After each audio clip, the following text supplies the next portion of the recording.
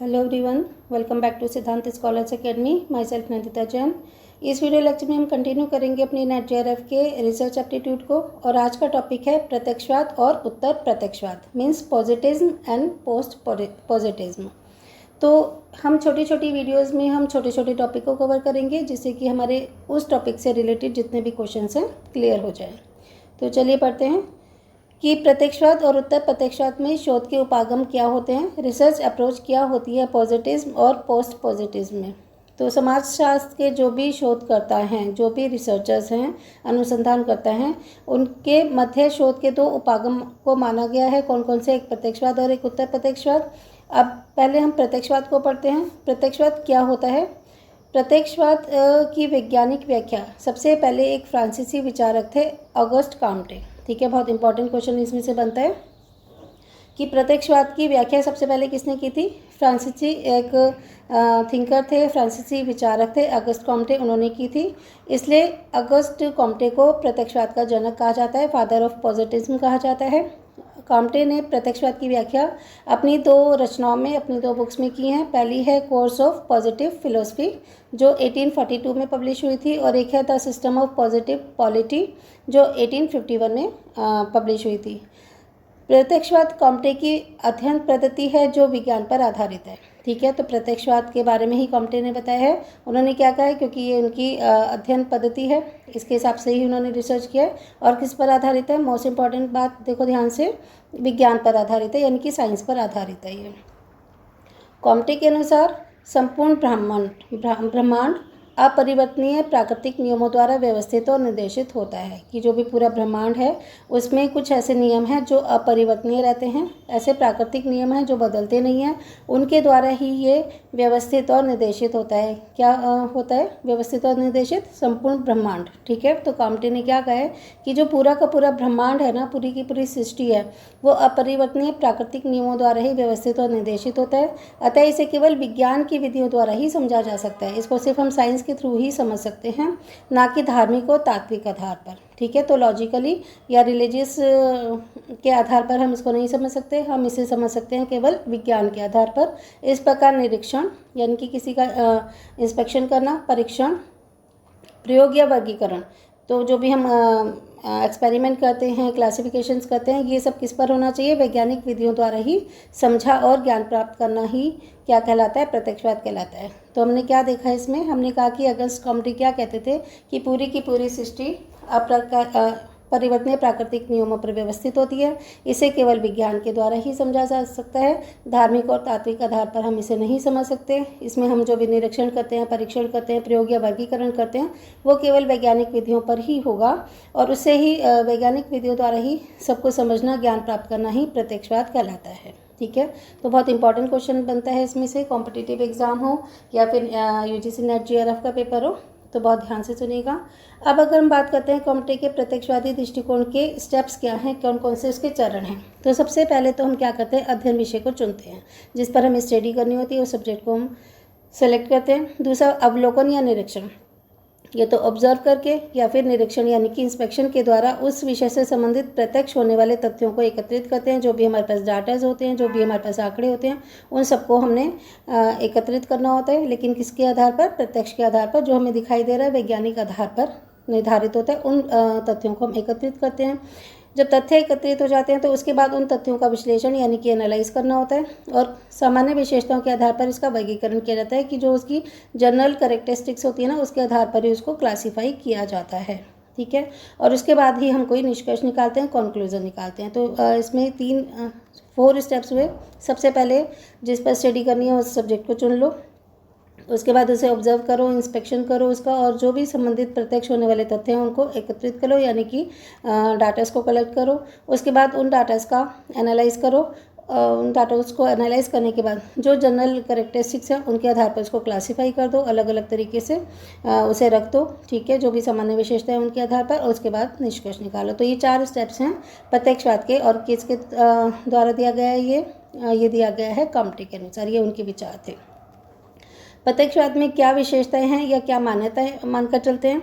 तो सबसे पहले तो प्रत्यक्षवाद का लक्ष्य केवल उन घटनाओं का वर्णन करना होता है जिसे हम प्रत्यक्ष रूप से देख सकते हैं या अनुभव कर सकते हैं या फिर उसका निरीक्षण कर सकते हैं। ठीक है, तो प्रत्यक्ष रूप से दिखाई देने वाली घटनाओं को जिसको हम अनुभव कर सकते हैं, निरीक्षण करते हैं, सिर्फ उन्हीं घटनाओं का ये वर्णन करता है।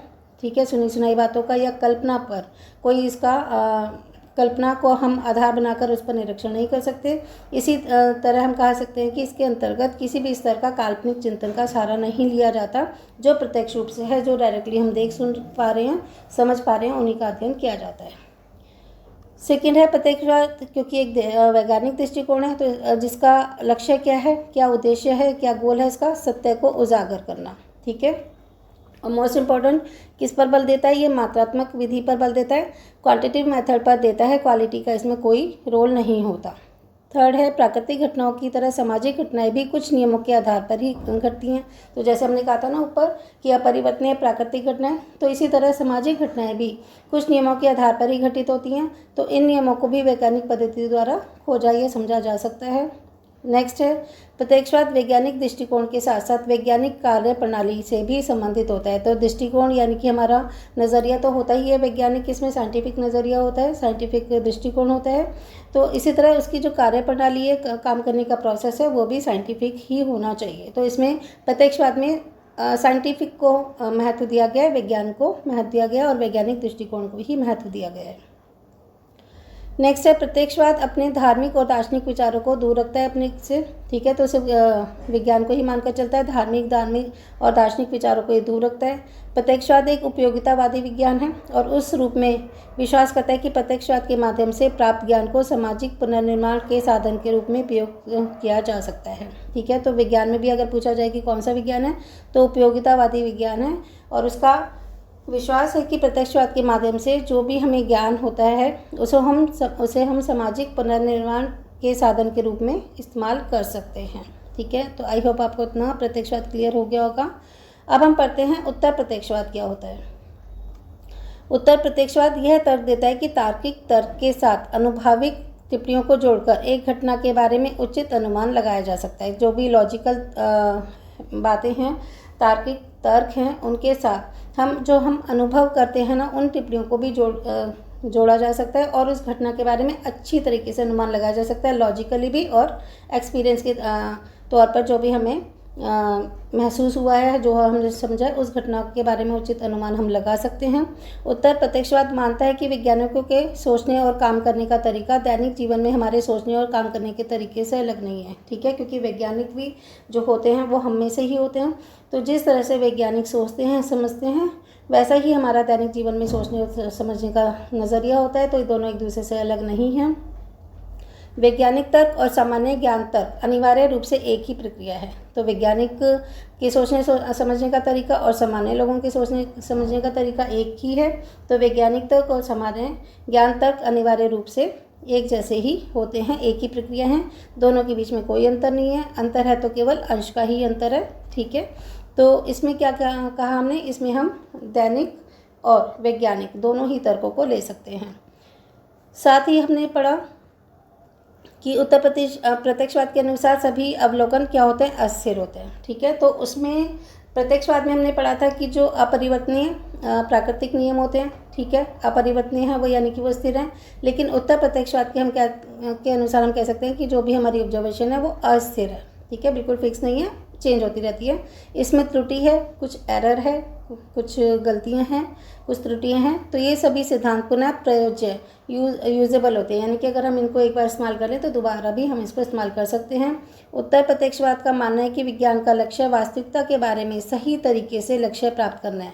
कि विज्ञान का लक्ष्य क्या होता है, हम साइंस पढ़ते हैं, उसका गोल क्या होता है कि जो वास्तविकता है, ठीक है, जो यथार्थ है, उसके बारे में सही तरीके से लक्ष्य प्राप्त कर पाएँ। तो जो भी हमारी वास्तविकता है उसके बारे में हम विज्ञान का लक्ष्य यही कहलाता है कि वास्तविकता के बारे में सही तरीके से लक्ष्य हम प्राप्त कर लें।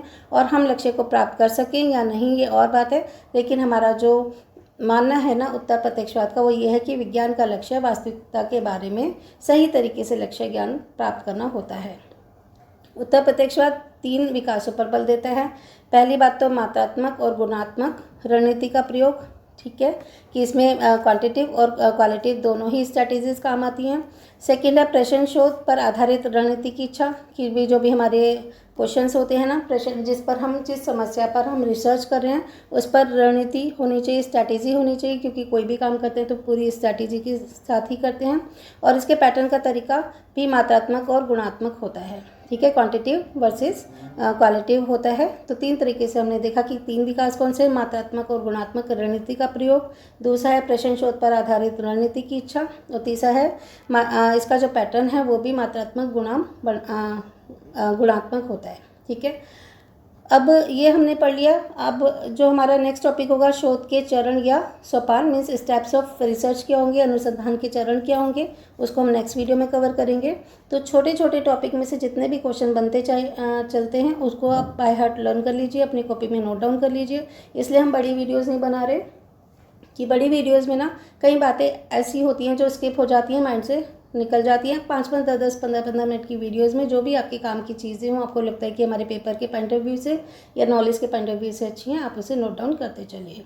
चलिए मिलते हैं नेक्स्ट वीडियो में।